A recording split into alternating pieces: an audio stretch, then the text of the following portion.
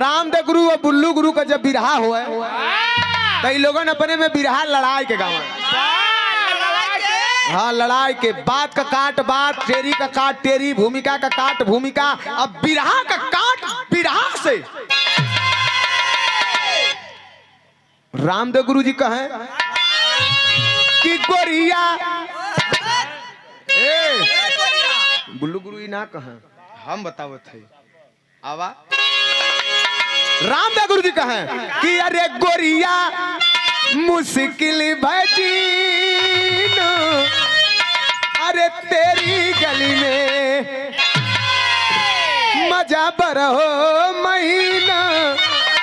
तेरी गली में बुल्लू गुरु छोटा बुढ़ के मरद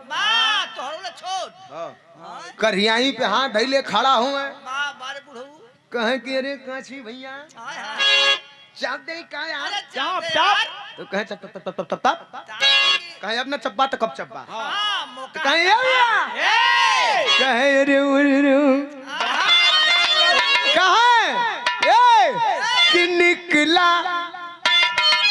अरे निकला कोल्हू से पीन तेरी